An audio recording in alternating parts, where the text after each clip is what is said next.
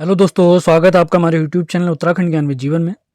उत्तराखंड सामान्य अध्ययन सीरीज जो कि हम बीएस नेगी जी की पुस्तक से देख रहे हैं। आज उसका देखेंगे चैप्टर नंबर 36 जो कि है उत्तराखंड में यातायात। इससे पहले के जितने भी लेक्चर आ चुके हैं सभी के लिंक आप डिस्क्रिप्शन में देख सकते हैं। हमारे टेलीग्राम चैनल, व्हाट्सएप चैनल इत्यादि सारे लिंक डिस्क्रिप्शन में आपको प्राप्त होंगे। कोई भी पीडीएफ आपको प्राप्त करनी है आपने इस नंबर पर संपर्क करना है 7895127508। और अब कुछ दिनों में हमारी बीएस नेगी जी की पुस्तक समाप्त होने वाली है, तो आप लोग के लिए एक इम्पोर्टेंट अनाउंसमेंट है। विंसर ईयर बुक जो हमारी पुस्तक है अब उसको कंप्लीट कराएंगे हम लोग बहुत जल्दी से। तो सारे सेशन आपने लगातार फॉलो करने हैं। ये बीएस नेगी जी की पुस्तक आप देख सकते हैं। इसके 35 चैप्टर हम समाप्त कर चुके हैं। आज हम देखने वाले हैं 36वां चैप्टर, उत्तराखंड में यातायात की सुविधाएं। 37वां चैप्टर आपने सेल्फ स्टडी करनी है। उसके बाद हम सीधे 36वें चैप्टर के बाद 38वां लेक्चर हम देखने वाले हैं। 38वां चैप्टर देखेंगे। सारे लिंक आपको डिस्क्रिप्शन में प्राप्त हो जाएंगे। कोई भी पीडीएफ आपने प्राप्त करनी है जिनकी वीडियो सीरीज हम समाप्त कर चुके हैं, जिसमें उत्तराखंड का इतिहास, संपूर्ण जिला सीरीज, परीक्षावाणी, तो इसी नंबर पर आपने संपर्क करना है। बीएस नेगी जी के साथ सामान्य हिंदी की हमारी सीरीज चल रही है, तो उसकी भी कंप्लीट नोट्स प्राप्त करने के लिए आपने इसी नंबर पर संपर्क करना है। तो विदाउट वेस्टिंग टाइम स्टार्ट करते हैं आज का लेक्चर। तो आज का लेक्चर है हमारा उत्तराखंड में यातायात।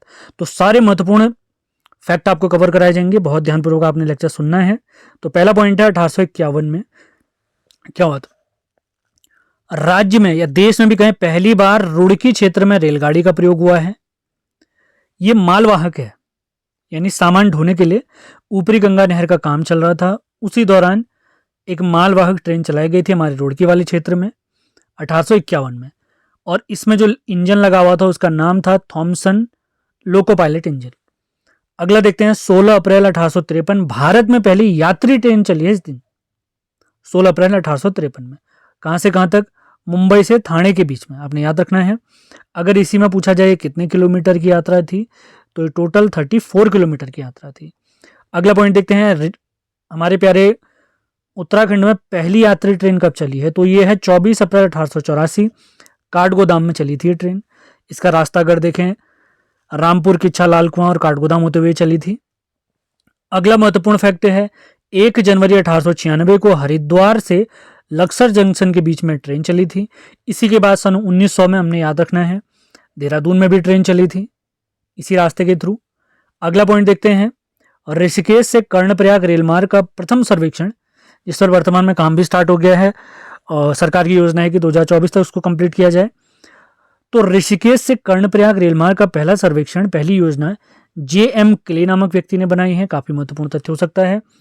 गढ़वाल रेल क्षेत्र और कुमाऊं रेल क्षेत्र, तो आपको कुछ चीजें पहले क्लियर करा देते हैं। अगर पूछते हैं उत्तराखंड में कितने जिले हैं जहां रेल मार्ग है, तो आपने याद रखना है 6 जिले ऐसे हैं जहां रेल मार्ग है, जिसमें हरिद्वार, देहरादून, पौड़ी, 3 गढ़वाल के और 3 कुमाऊं के जिले हैं, उधम सिंह नगर, नैनीताल, चंपावत। इसी में अगला पॉइंट पूछता है सर्वाधिक रेलवे ट्रैक वाला जिला बताइए, तो हरिद्वार है। और सबसे कम रेलवे ट्रैक वाला जिला है पौड़ी गढ़वाल, ये आपने याद रखना है।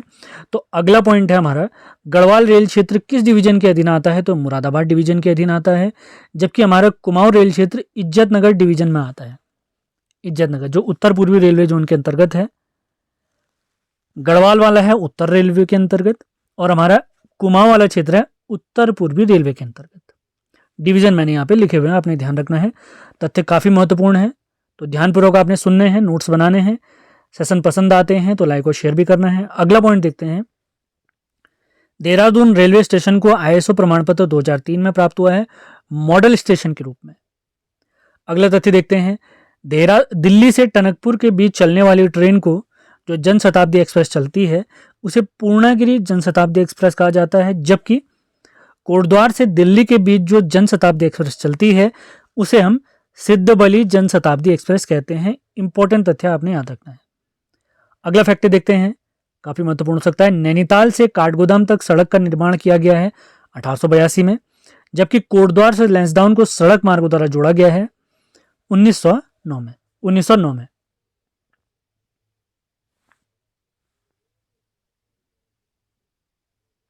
अगले फैक्ट की तरफ बढ़ते हैं, ये भी काफी महत्वपूर्ण है। हिमालयन हाईवे जो कि 2005 से कार्यरत है, अभी तक इसका काम कंप्लीट नहीं हो पाया है। तो इसकी लंबाई होने वाली है 659 किलोमीटर, जो कि लोहाघाट से त्यूनी देहरादून तक का मार्ग होने वाला है। अगला पॉइंट देखते हैं। 9 अक्टूबर 2018 राज्य में पहली इलेक्ट्रिक बस चली है जो कि देहरादून से मसूरी के बीच चली। अगला फैक्ट देखते हैं। हिल मोटर ट्रांसपोर्ट कंपनी की स्थापना 1920 में ललिता प्रसाद टमटा जी ने की है, काफी महत्वपूर्ण। अगला फैक्ट देखते हैं। उत्तराखंड परिवहन निगम की स्थापना अक्टूबर 2003 में देहरादून में की गई है, जबकि उत्तराखंड के वाहनों की नंबर प्लेटों पर यूके सीरीज, इससे पहले यूए सीरीज चलता था, वर्तमान में यूके सीरीज चलते हैं। तो ये कब से चल रही है, तो आपने याद रखना है ये 1 नवंबर 2007 से कार्यरत है। इसके अलावा केमू की स्थापना पूछा जाती है, KMOU Kumaon Motor Owner Union Limited, तो इसकी स्थापना हुई है 1939 में। और इसका मुख्यालय अगर हमसे पूछा जाता है, आपने याद रखना है इसकी स्थापना काठगोदाम में हुई है। ये काफी इंपॉर्टेंट फैक्ट है। इसी के साथ Garhwal Motor Owner Union Limited GMOU, इसकी स्थापना 1941 में हुई है। और मुख्यालय अगर पूछा जाए तो इसका मुख्यालय है कोटद्वार। इसके अलावा अगला पॉइंट अगर देखें, Tehri Garhwal Motor Owner Corporation Limited, Kumaon Motor Owner Union, Garhwal Motor. इसके अलावा अगर पूछा जाए Tehri Garhwal Motor Owners Corporation Limited, इसकी स्थापना अगर पूछी जाए तो इसकी स्थापना है 1950। इसके अलावा एक और आपने फैक्ट याद रखना है, Garhwal Motor Users cooperative transport society limited, Garhwal Motor Users cooperative transport society limited, इसकी स्थापना हुई है 1958 में। कहाँ हुई है इसकी स्थापना? इसकी स्थापना हुई है रामनगर में। तो 4 इंपॉर्टेंट सन है। 1939 में केमू, 1941 में GMOU, अगला है TMOU Tehri Motor Owner Union Limited, उसकी स्थापना 1950। और इसी के साथ Garhwal Motor Users Cooperative Society Transport Limited अगर पूछते हैं तो उसकी स्थापना है 1958 में। उम्मीद है सारे फैक्ट क्लियर हुए होंगे आपके। अगले फैक्ट की तरफ बढ़ते हैं। केदारनाथ के लिए हेलीकॉप्टर सेवा प्रारंभ की है पवनहंस कंपनी ने 16 मई 2003। सन और डेट काफी महत्वपूर्ण है, ध्यान रखना है आपने। अगला पॉइंट काफी इंपॉर्टेंट है। देश का पहला जैव ईंधन से उड़ने वाला विमान है spice jet Q400। Spice jet Q400 आपने याद रखना है, 4000 नहीं है, 400 आपने याद रखना है। ये कहां से कहां तक चला था? देहरादून के जॉली ग्रांट से दिल्ली के बीच में ये चला था। अगला फैक्ट काफी महत्वपूर्ण हो सकता है। देश का पहला हेलीकॉप्टर सम्मेलन 7 सितंबर 2019 को सहस्त्रधारा देहरादून में आयोजित हुआ है, काफी महत्वपूर्ण फैक्ट। अगले फैक्ट की तरफ बढ़ते हैं।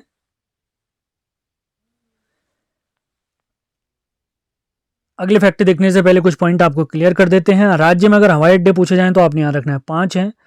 सबसे पहला देहरादून का जॉली ग्रांट, उसके बाद है चिन्याली सोण, तो चिन्याली सोण है उत्तरकाशी में, जिसका दूसरा नाम है मां गंगा पट्टी। तीसरा आपने याद रखना है गौचर, गौचर हवाई अड्डा, ये कहाँ स्थित है? चमोली में स्थित है। इसके बाद चौथा आपने याद रखना है नैनी सैनी, ये पिथौरागढ़ में स्थित है। जबकि पांचवा आपने याद रखना है पंतनगर हवाई पट्टी फूलबाग, पंतनगर हवाई पट्टी फूलबाग उधम सिंह नगर में। तो ये चीजें क्लियर रखनी है आपने। अब कुछ बचे हुए फैक्ट देखते हैं, ये भी काफी महत्वपूर्ण हो सकते हैं। देहरादून हवाई अड्डे का निर्माण अगर पूछा जाए हमसे तो आपने याद रखना है 1974 में। अगला पॉइंट है नैनी सैनी हवाई अड्डे का निर्माण 1991 में हुआ है।